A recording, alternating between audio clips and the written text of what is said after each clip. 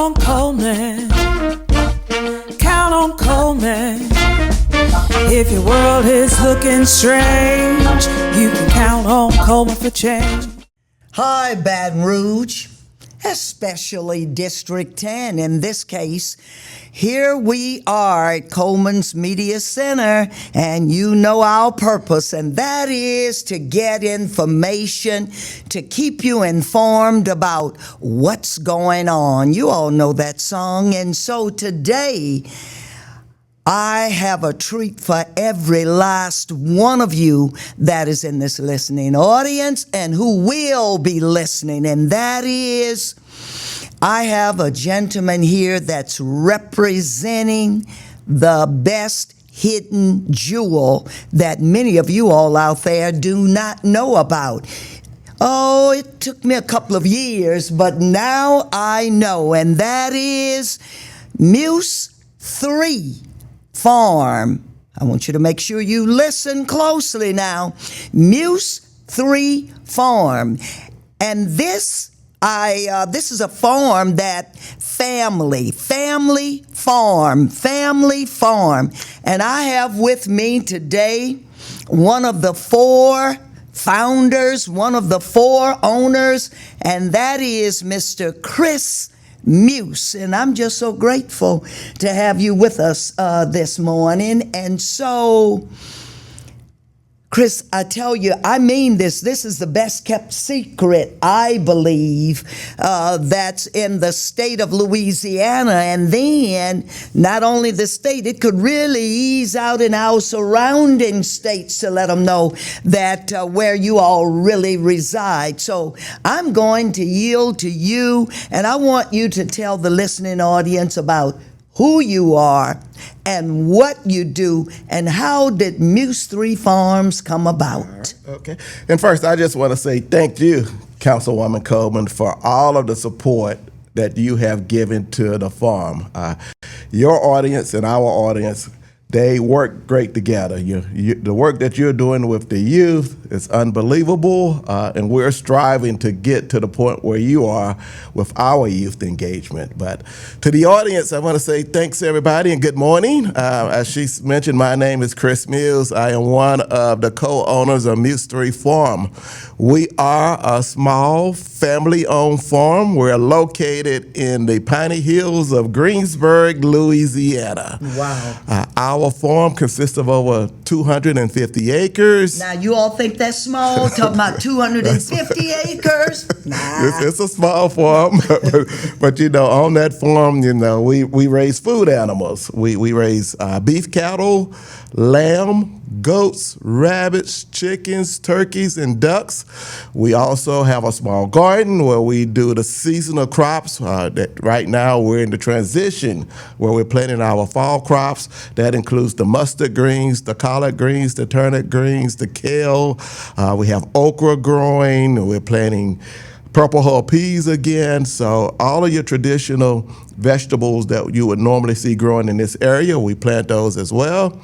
And we also have 100 acres devoted to trees because, you know, we still value trees. We live in Louisiana. Louisiana is sportsman paradise. Yes. We like to do our hunting and things. So we also want to preserve the wildlife, and we do that also while we're raising trees. So glad to be here with you guys today. Tell me about how it was to, as a child, to grow up on a farm. And I know now you appreciate it more than you did as a kid, but that's the life. Right. So talk to me about that. Growing up on a farm. So if you look at my family history, my grandfather moved to the area that we're currently at in 1920. Could not read, could not write, you know, couldn't even spell his name. He was a farmer, and somehow he was able to amass over 350 acres. So our farming legend, I say, started with him. My dad was a farmer. So growing up, pretty much all we knew was farming. Farming was a way of life. And it was not just my family. All of the families in Greensburg farmed. It was hard to find a family that did not farm. We helped my family, my dad, we helped his siblings out. So we spent our days farming. When we were not farming, we were traversing through those woods that I talked about. And in those woods, that was my paradise. We had everything we needed in those woods to stay out there and survive. We had nut trees, we had fruit trees. The water was crisp and clean. So that land and that farm sustained us as a family. Even though it's 4 of us that owns the farm, we were a family of 10. So that farm kept us going. We were poor, but you know what we never were? We never were hungry. We always had food. And that was something back then I think I took for granted. And then I moved away, right? I thought farming was something that, it was not for me. I was tired of it. We all wanted to do something different. Yes. So all of us decided that in order to get out, we had to go to college. So my older brother, Alan, who's one of the owners, he was the first to leave. And then we left behind him. And we all moved away. I ended up leaving. I went to Atlanta. I was a project manager with IBM. So I spent 32 years at IBM. But as a project manager, I started noticing things. My clients. I had a lot of agricultural clients, and I was seeing all of the money that they was making. Then it made me think back to when we grew up, all of the small farms, how those small farmers worked together to feed the community. We ensured that everybody had fresh local produce. So it was that bug that I said, you know what? We should really think about this again. As we were getting older, our kids was out of high school, getting out of college. I talked with my brothers, and we all decided, you know what? Let's go back home. Let's try this again. So we made a decision, and we probably made that decision 15 years before we actually retired and moved back home. So one of the things we had to do to prepare us to get back into farming, even though we grew up in the farming, was to understand the state of farming today. So what we did, we came back home and we signed up for farm tours, field days. We wanted to go out and we wanted to see what farmers were doing today. We heard some good things and we heard some bad things. So listening to those farmers, that gave us an idea. We said, we can make a difference not only on our farm, but also in the community. We had heard some issues about, farmers and with USDA, the United States Department of Agriculture, the struggles that they were going through. And we were saying, okay, what can we do starting as new farmers to be able to make a difference in the community? So we decided that we was going to build our farm. We were going to apply for those services. Once we implemented a program of practice on our farm, we were going to go bring other farmers to our farm, show them what we had done, and then more importantly, we were going to assist and help them. So farmers and producers became a priority for our farm. We just didn't want to come back and just live our retirement life just farming. We wanted to be able to help the community. So we started with farmers. The next thing that I guess just scared me was on our road, we have a trailer park. Those kids had never been to a farm. And I thought about that. Growing up, everybody around me farmed. That area, everybody farmed. Now we had kids in a rural community that had not been into a farm, especially a black farm. So we said, we're going to have to do something else here. So we're going to have to do things in order to get the youth back involved in farming because they are the future. I say everybody eats, right? That's right. Right. How many people wake up and don't eat? Right. So, I'm getting older. I want to be able to eat when I'm older. So we're going to need somebody there to carry on the tradition. If we don't train them, if we don't teach them, if we don't show them, then how will they learn? So we said, okay, now we can open the farm up to be a teachable farm to the youth as well. And then lastly, our community. Saint Helena Parish is a very rural area. Even though we have rural farmers out there, we're still in the middle of a food desert, right? It is hard and difficult to get fresh produce, vegetables, meat, even in a rural area. So we wanted to do things for the community as well. So we decided that, we would design our farm in a certain way that we would allow the community to come on site, put purchase local fresh produce. If they have questions about how the produce is grown, we're there to answer that. If they want assistance growing produce at their place, we would go to their place. So we decided we wanted to open it up to the community as well. We had a local farmers market in the parish. It was run by Extension. Extension wanted the community to take that over. So I stepped up to the plate. I became the administrator about 3 years ago of our local farmers market. So now that gives me an avenue where I can touch a lot of people, So I can understand the needs of the community as well. And I can work with those farmers and those gardeners that says, hey, we have a need for these types of vegetables. So just coming back, we just didn't start farming and just enjoy the farm. We also wanted to be able to give back to the community. And you all just had a farmer's market this past Saturday, am I correct? This past Friday. Okay. We had a special market. We wanted to say thank you to all of the seniors in our community. Wow. So we had a senior care day. We had sponsors. So we had the businesses sponsored the market, our tax assessor and the Demco, they provided the food. We had fun. We had Mary Berry Perkins out to do cancer screening, so we wanted to just focus on health.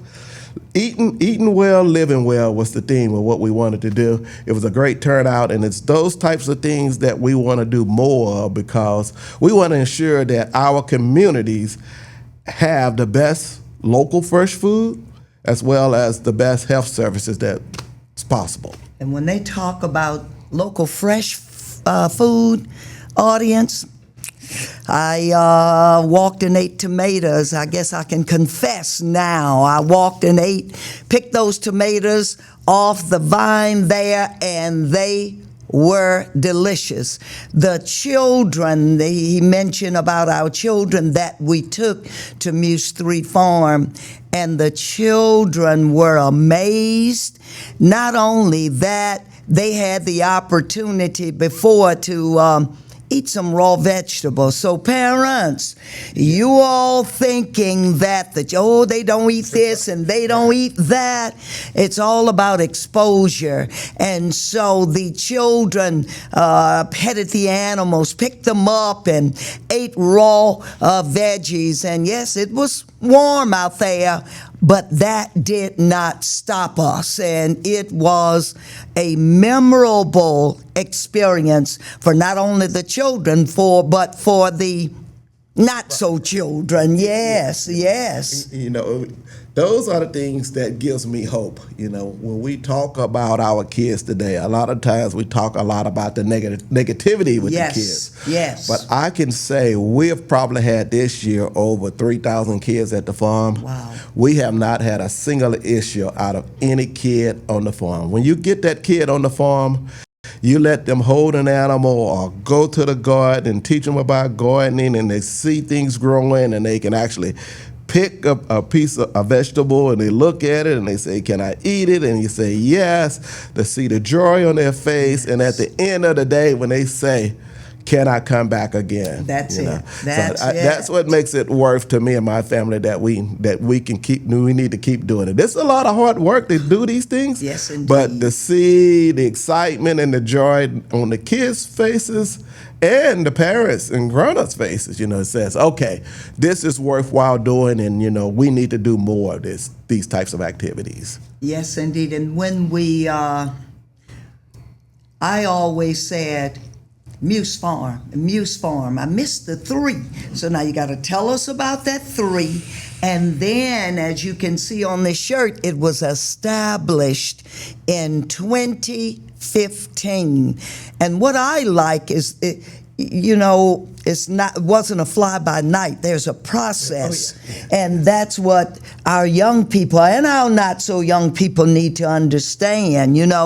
Everything shine, not gold. You got to get in there, and you've got to work it in order to get get to where you are, really. Yes. And so, and the grounds there, oh my, it's got to be some sacred ground there. It's amazing. And so if you all have not visited Muse 3 Farm, you all are missing a true treat. And what I liked was when I brought all of these children, and then they saw people that looked like them, and they saw the fact that, wow, they are together with this, and everybody had a part to play, and everybody stayed in their lane, and everybody, even if they needed help, they could holler and the other one was coming. It's a beautiful thing, and that's what family is all about. I tell folk, God first, family second, and then the rest of the stuff. So talk to us about that 3, and then I see the 2015 there. Talk to you, yes. And I tell everybody, one of the greatest things I have going on every morning, I get to wake up and I see family and I see my farm. But we named the farm Muse 3 Farm, and everybody always said, well, it's for you guys, right? So why is it not Muse 4, right? So you got to go back into our childhood. When we grew up, animals at that time, there was not a lot of fencing like you have today. Everything is now kind of sectioned off. But back when I was growing up, animals used to roam the woods, sort of naturally, right? So they opened up space so that we could actually walk through the woods. So all farmers and animals used to traverse through these woods. So in order to identify your animals, you had to mark them or brand them. My dad had 3 brothers. His oldest brother brand was M1.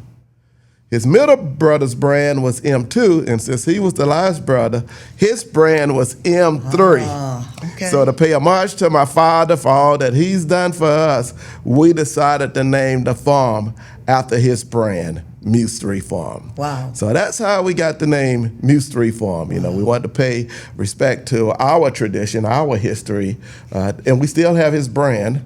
What he meant to us, and we wanted that to project forward, even for my kids and and future grandkids to understand that this started long before we started. They started to struggle long before we started to struggle. When it was really a struggle. Yes, really a struggle. So I tell, because I get questions a lot from new and beginning farmers or prospective farmers. What is it going to take to start a farm?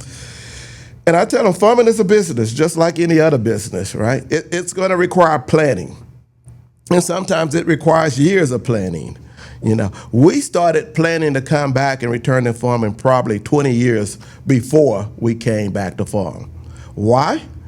We knew what we wanted to farm. We wanted to raise food animals. We knew we wanted to raise cattle. That was going to require land. My dad had 1 acre of land. We knew that wasn't going to be enough to farm. We still have his acre in the family, but we knew that wasn't going to be enough to farm. So we knew we was going to have to acquire land. Then you're going to have to basically clear that land and clean it and make sure your infrastructure is conducive for cattle. That's the fencing, the watering, the infrastructure for the pipeline. So we started before we actually moved back here to Louisiana. So we started to plan. We wanted to understand what we were going to do, how we were going to do it, when we were going to do it. So we knew a time frame. I knew that my kids was going to graduate from college in 2020. That was my time frame. The oldest brother came back in 2019. So we had a plan in place when we was going to come back and we were going to do things. So I say, don't jump in and think you can do something overnight.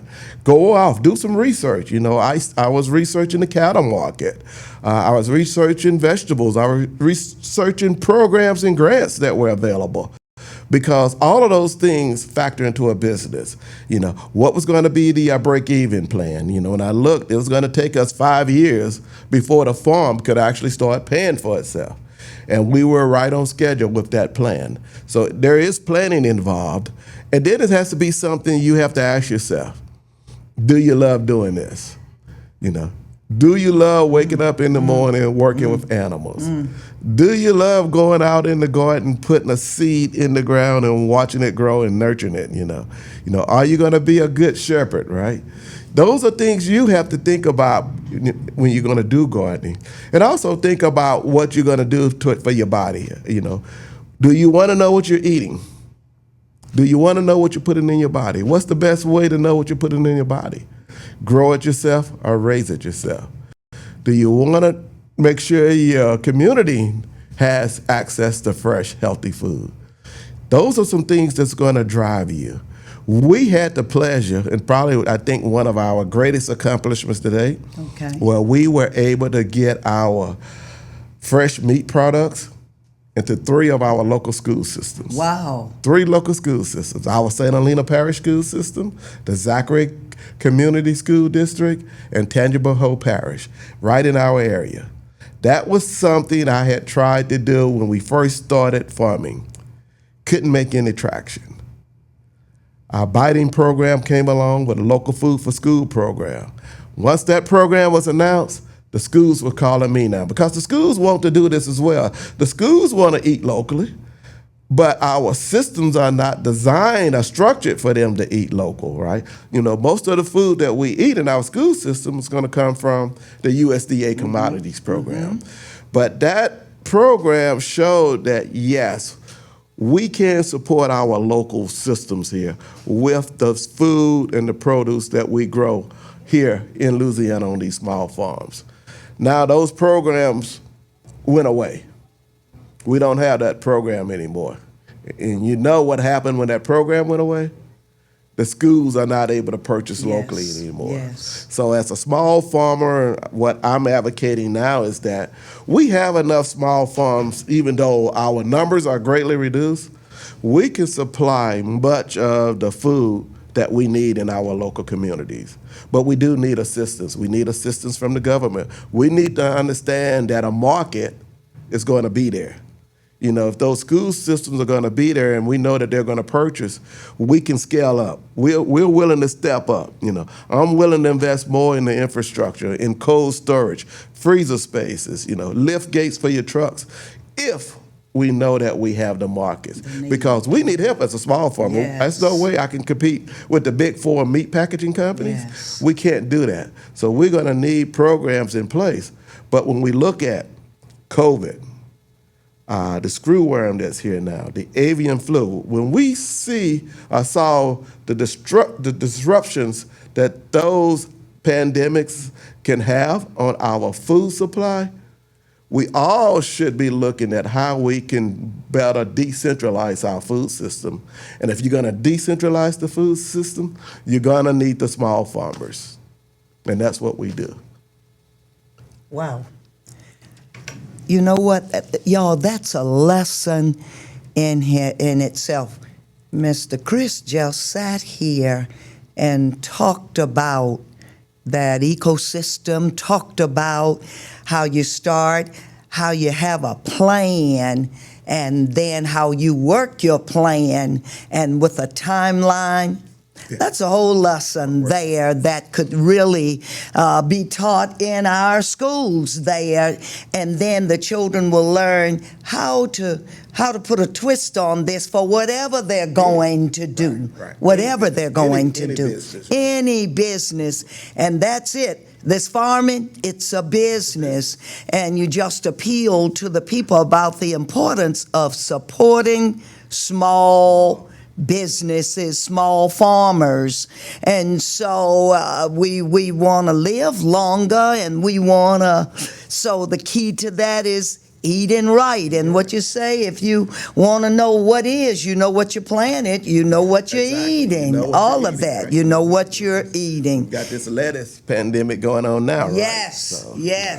Yes, and that's scary. It's very scary. So. And you talk about our families, how they're going to places like the Taco Bells and the McDonald's and all of this, eating. This is where the lettuce is, and eating this. And so it's really scary out there. Now, you got to tell us about some other things that you all have coming up. I know Memorial Day. I know, and all this other good stuff that you all have coming up. We try to do things to give back to the community, to help educate the community. We're planning sometime in August a fishing rodeo. I'll get you the date so you can check our website. We want to do a youth fishing rodeo where we want to bring the kids back out to the farm and we let them fish, let them catch fish, show them how, teach them how to fish, We want to be able to give them a rod and a reel so that they can understand the importance of being able to go out and be a hunter-gatherer to be able to catch their food. So that's coming up. Every Juneteenth, this past Juneteenth, we always do a great celebration on the farm. We want to celebrate our history, the people whose shoulders that we are standing upon. Yes. And I thank you to the community for the support that they have given us.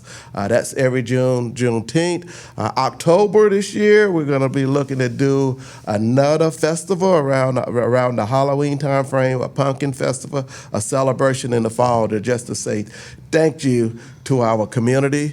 You can always visit our farmers market in Greensburg. The farmers market meets every Friday from 8 to 1. We're located at the intersection of Highway 10 and Highway 43 in Greensburg, Louisiana. Wow, you heard it. Highway 10 and 43. In Greensburg, Louisiana. So if you all have not heard about Greensburg, you heard about Greensburg enough today to know, to be inquisitive enough to say, I got to make my way there so that I can see this Muse 3 farm. And so I want you to just tell the listening audience how they can schedule a tour or come there to Muse 3 Farm. So the best way to schedule a tour is via our website. That's www.muse3, that's the number 3, farm.com. You can email us at muse3farm@gmail.com. You can go to our social media pages, Facebook, TikTok, Instagram, at Muse3 Farm as well. Or you can just call me, 770-231-9417. Call us and we will work with you. We'll get your tour scheduled. All of these events that we talk about that's free to the public, we will have flyers out and we typically post those on the social media pages as well. Wow. So you all heard it. And so I just,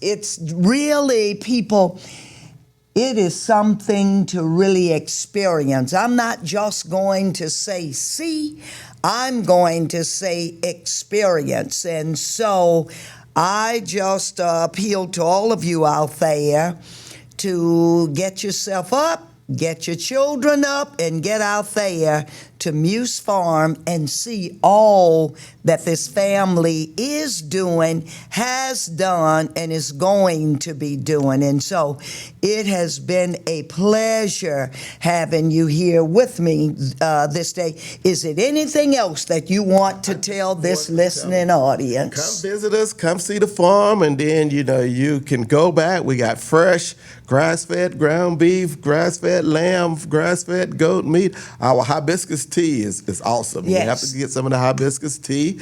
If you need rabbit, we have rabbits as well. You get your vegetables. All of that you can get right at the farm. So come see us. And so, Baton Rouge, District 10, you heard it from Mr. Chris himself at Muse 3 Farm. Just want to thank you again. And so, you all know that purpose of this podcast is to let you know what's going on. And I believe that you've heard a lot here today. And so we thank you for joining us. And always remember that Coleman cares. Count on Coleman. Count on Coleman. If your world is looking strange, you can count on Coleman for change.